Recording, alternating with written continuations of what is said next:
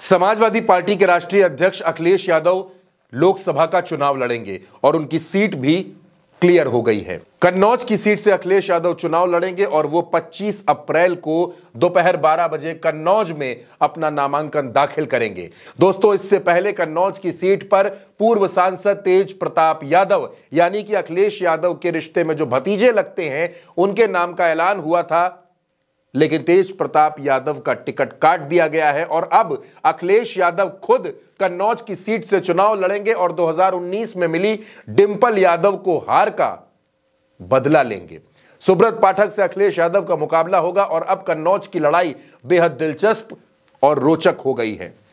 तेज प्रताप का टिकट घोषित किया गया। जैसे ही यह ऐलान हुआ उसके बाद समाजवादी पार्टी के कन्नौज के जितने कार्यकर्ता थे, जितने पदाधिकारी थे, सब लखनऊ कूच कर गए और लखनऊ में उन्होंने अखिलेश यादव से मुलाकात की और उन्होंने कहा कि हमें सिर्फ और सिर्फ आप चाहिए, यानी कि सिर्फ आप कन्नौज से चुनाव लड़िए, आप हमारे प्रत्याशी होंगे और आप ही कन्नौज से चुनाव लड़ेंगे।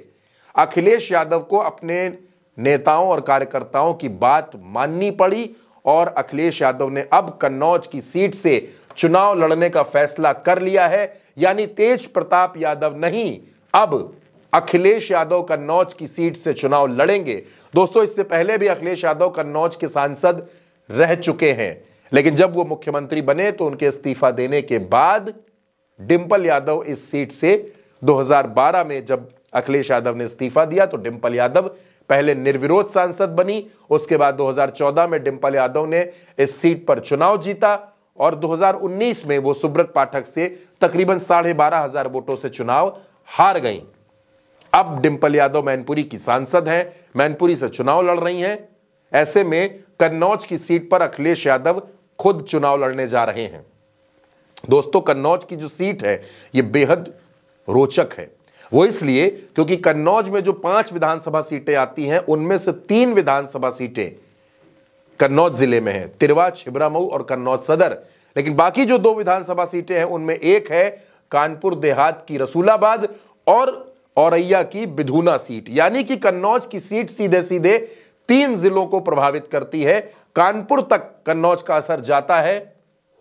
ऐसे में अखिलेश यादव का कन्नौज की सीट से चुनाव लड़ना समाजवादी पार्टी और कांग्रेस यानी कि इंडिया गठबंधन को उत्तर प्रदेश की इन तमाम सीटों पर, चाहे वो कानपुर की सीट हो, चाहे वो अकबरपुर की सीट हो, चाहे वो कन्नौज की सीट हो, चाहे वो उन्नाव की सीट हो, एटा की सीट हो, औरैया की सीट हो, कासगंज हो, तमाम जो सीटें आसपास की हैं वहां पर समाजवादी पार्टी और इंडिया गठबंधन को मजबूती देता है। अखिलेश यादव ने ऐसी घेराबंदी कर दी है, मैनपुरी में डिंपल यादव, बदायूं में आदित्य यादव, आजमगढ़ में धर्मेंद्र यादव, फिरोजाबाद में अक्षय यादव और कन्नौज की सीट पर अखिलेश यादव खुद चुनाव लड़ रहे हैं। यानी समाजवादी पार्टी ने उत्तर प्रदेश में चारों तरफ से भारतीय जनता पार्टी की घेराबंदी कर दी है और इतनी मजबूत रणनीति बनाई है कि भारतीय जनता पार्टी के तमाम प्रत्याशी सपा के प्रत्याशियों का मुकाबला नहीं कर पा रहे हैं। अब कन्नौज में सुब्रत पाठक की टेंशन बढ़ गई है क्योंकि सुब्रत पाठक को अभी तक लग रहा था कि तेज प्रताप यादव के चुनाव लड़ने से